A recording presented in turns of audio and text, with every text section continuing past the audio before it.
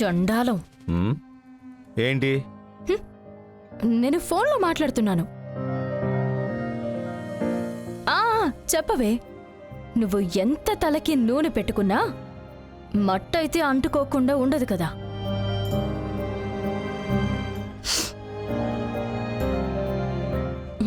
Baby, తనకి jealousy. నువ్వు పట్టించుకోకు, మనం వెళ్దాం. తీసుకో.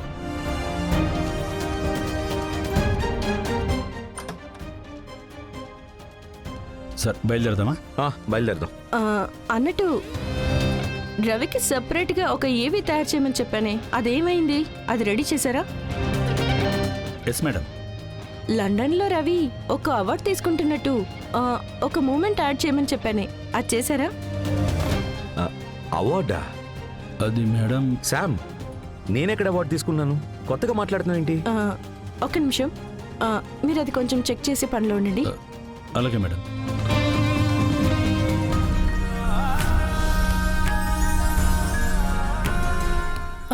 బేబీ, ఇలాగా ఉన్నవి లేనివన్నీ యాడ్ చేయాలి. అవార్డు తీసుకుంటున్నట్లు చెప్పుకుంటున్న వాళ్ళందరూ నిజంగా అవార్డు తీసుకుంటున్నారా ఏంటి?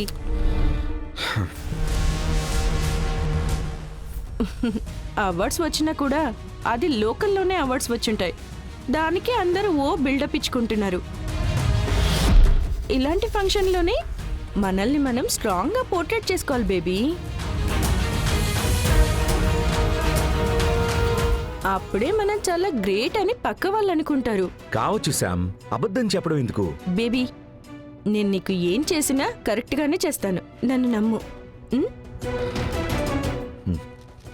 ఏంటి బంగారి, ఇంకా రెడీ అవ్వలేదా?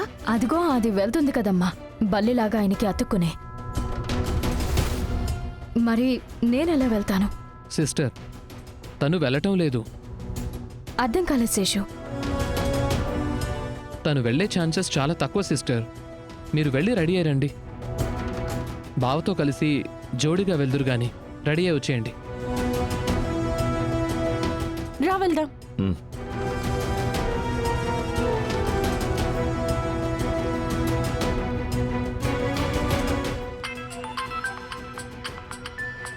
జాను. హలో. హలో, మేము ఒక ఫుడ్ కంపెనీ నుంచి కాల్ చేస్తున్నాం. మేడం, మిమ్మల్ని మీట్ అవ్వాలి. లేదు సార్, అర్జెంటుగా బయటికి వెళ్తున్నా. రేపు కలుద్దామా?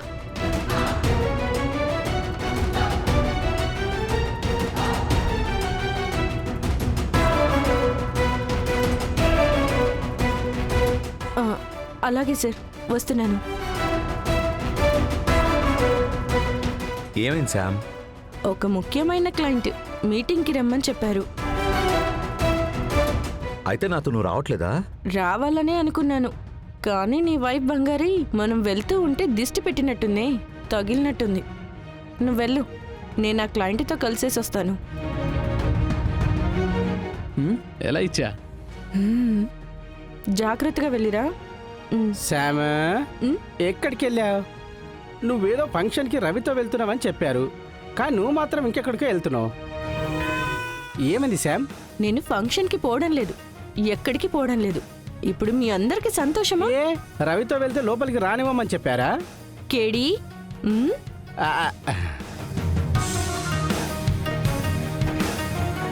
వెళ్ళండి సిస్టర్. బాబా వేసుకున్న డ్రెస్కి మ్యాచ్ అయ్యేలా ఒక శారీ కట్టుకుని రండి.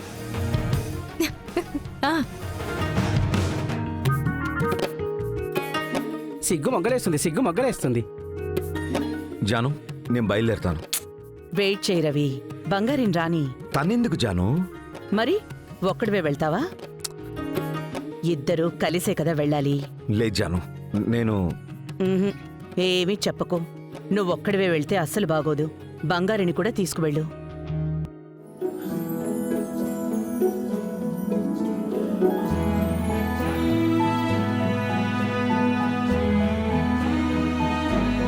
సిస్టర్, మీకు బావకి matching super.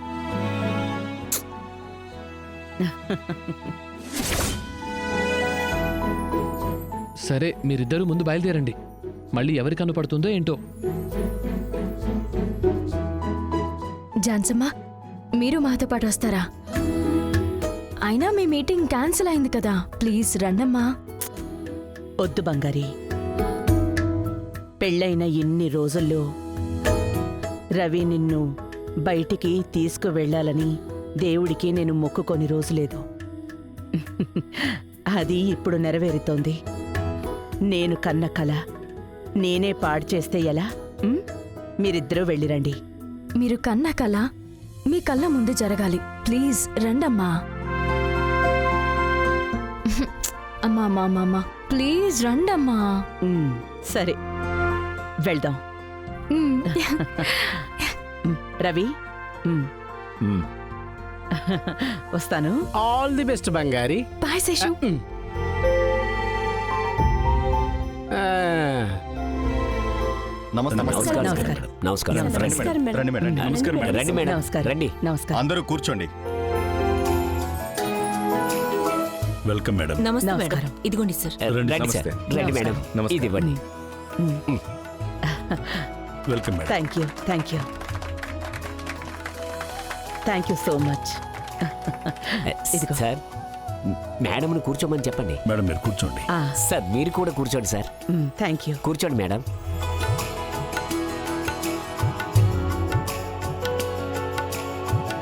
Thank you sir. Thank you madam. Thank you madam.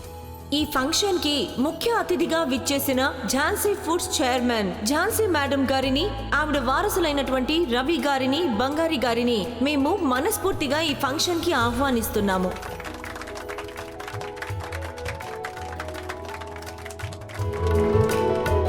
Jhansi foods company ఇవాళ మొదలైంది కాదు. 50 ఏళ్ల క్రితం చిన్నగా ఒక ప్లాట్ఫామ్ మీద మొదలైంది. ఇది ఇంత పెద్ద ఇండస్ట్రీగా ఎదిగిందంటే దానికి కారణం ఝాన్సీ మేడం కృషి.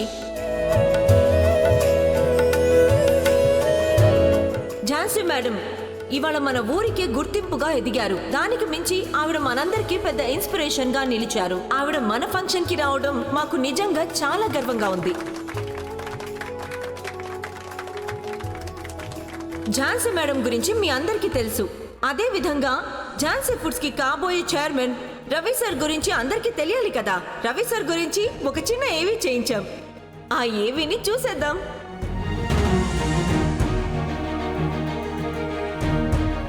ఝాన్సీ ఫుడ్స్ అనే కంపెనీ చిన్న స్థాయిలో మొదలుపెట్టి ఇప్పుడు మేరు పర్వతంలా ఎదిగినప్పటికీ ఆ కుటుంబ సభ్యుడై తరువాత ఆ కంపెనీకి వారసుడైన రవి గారు ఆ కంపెనీని నడిపించేందుకు ఆయనకున్న అర్హతలేంటో చూద్దాం.